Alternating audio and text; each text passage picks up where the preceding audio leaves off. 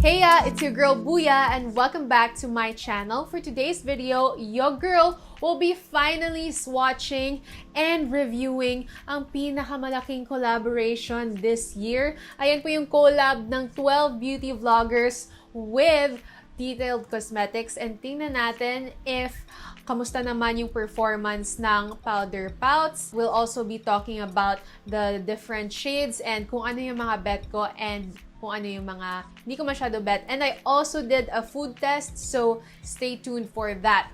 But before everything else, guys, if you have any makeup or beauty questions for me, don't be shy to message me on my Instagram account. It's @megababuya. My DM is open 24/7 for any beauty questions that you have for me.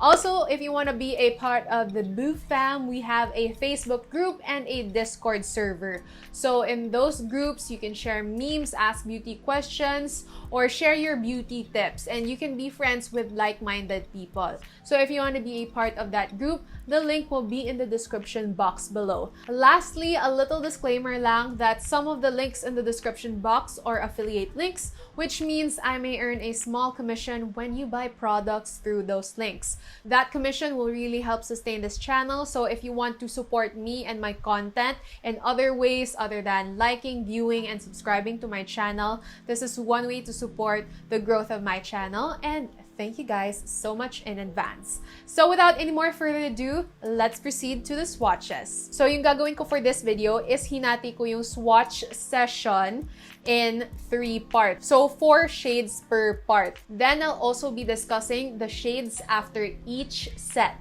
For the first set of shades, I'll be swatching HAIDEE DACANAY, Kenny Manalad, HAZEL QUING, and RAIZA CONTAWI.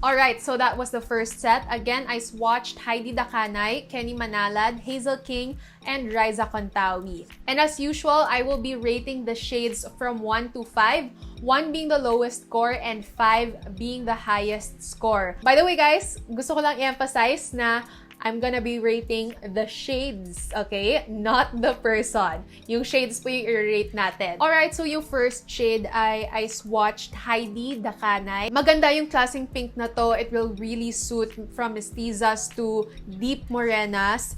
And for this shade, I am gonna give it a 4.5. I don't know, there's something about this color. I like it, but it's not totally like a 5 for me. Next for Kenny Manalad. Hi Kenny! So for Kenny, I'm gonna give Kenny's shade a 4.5.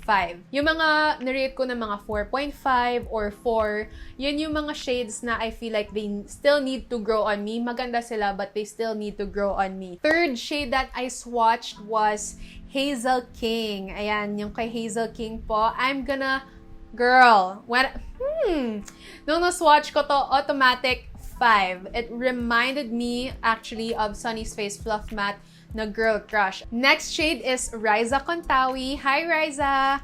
Ayan, for RAIZA CONTAWI, I'm gonna give this shade a 4.5. Alright, so that was the first set, and now let's proceed on the second set of swatches. For the second set, I will be swatching Rei Germar, About Raf, TONI Sia, and May LAYUG.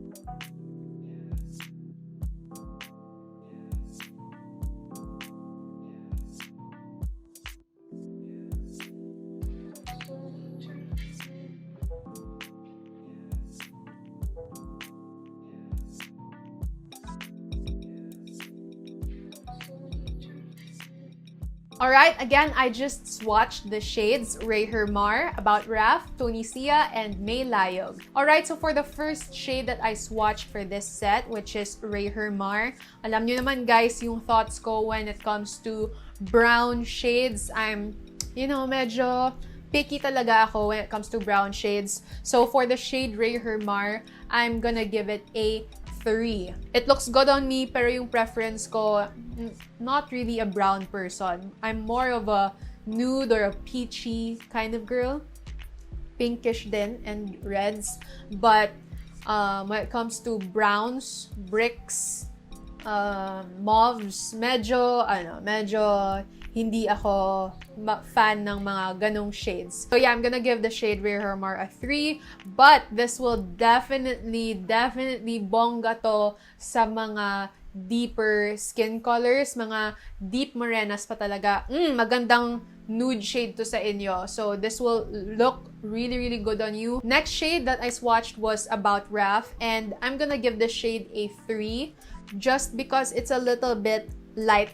It still works out sa skin color ko, pero medyo lang siya, may tendency lang siya na mag-wash out sa lips. So this is the shade that I wouldn't recommend to deep morenas unless siguro na mag-lip liner kayo. Pero if you use it alone, I wouldn't really recommend this to you guys kasi masyadong siyang magiging light sa inyo, and may tendency nga siya sa akin na mag-wash out. How much more sa mga deeper morenas. Pero sa mga lighter skin color, sa mga mestizas, this will look bomb on you guys. Next shade that I swatched was TONI.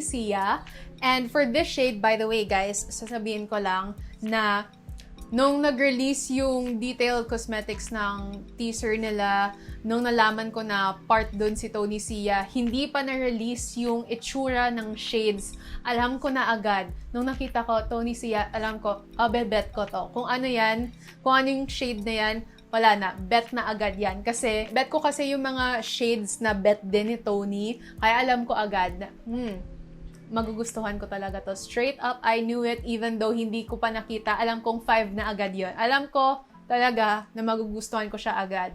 So, and hindi nga ako nagkamali, girl. Maganda siya, as in super, tapos peachy, peachy shade pa siya. Tapos yung kind of peachy shade pa na babagay siya from Mestiza to Morena. It's not the kind of peachy shade that is intimidating or vibrant. Kind of peachy niya, guys, is parang caramelly, nudie kind of peach. Babagay to sa inyo. Mestiza ka man, morena ka man, or in between like me, girl. So yeah, definitely a 5 for me. Girl, we vibin'. And lastly, for this set, I swatched the shade May LAYUG. Hi, girl! So, for this shade, I really do love it. It also reminded me of Sunny's Face's Fluff Matte na on repeat. Yeah. Kaya, love this shade as well. It's definitely a 5 for me. Now, for the last set, I'll be swatching SANCHEZ, Ashley Yap, Angel Day, and Velasco.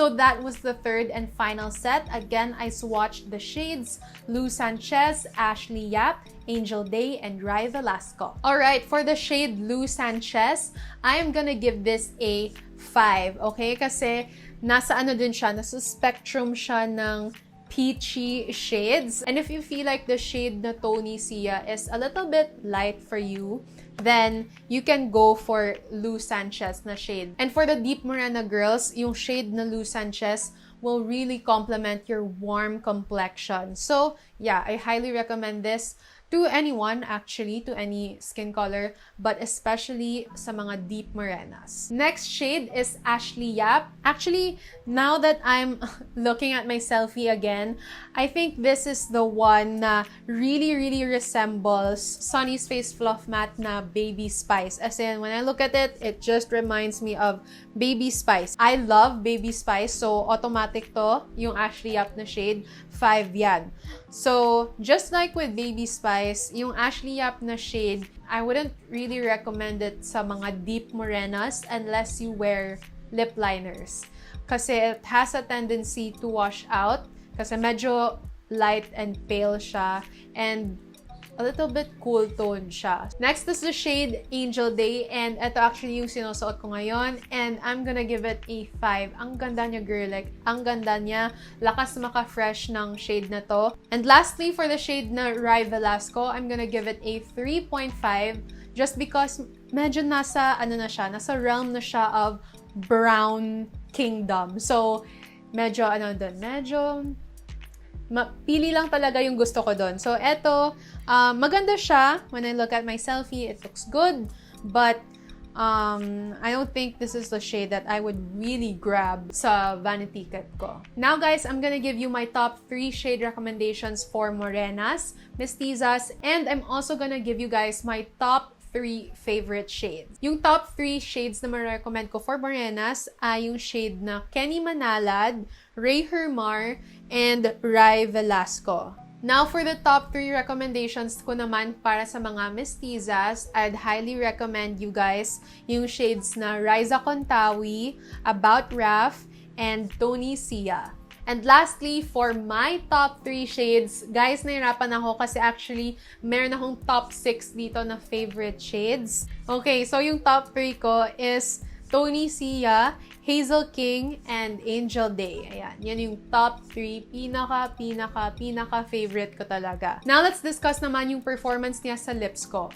So, kanina guys, I did a food test wearing the shade HAIDEE DACANAY. And kanina actually, iba yung outfit. But anyway, I did a food test. Yung food na kinain ko kanina is cheesy pesto. Red tomato cheesy pesto. As you know, that kind of pasta is oil-based and, you know, it's gonna be greasy on the lips talaga. So, na-test niya talaga ng bongga yung powder pout. Kung ano yung expectation ko kung paano mag-wear off yung lip product, ganun din yung kinalabasan niya. So, na-match naman yung expectation. Wala akong expectation na super long-lasting talaga yung lipstick na to because this is a standard bullet cream type lipstick. For the weight, it has that typical bullet lipstick kind of feel, but hindi siya yung ibang bullet type na lipstick na. Kasi yung iba tacky and the lips, when you press your lips together, parang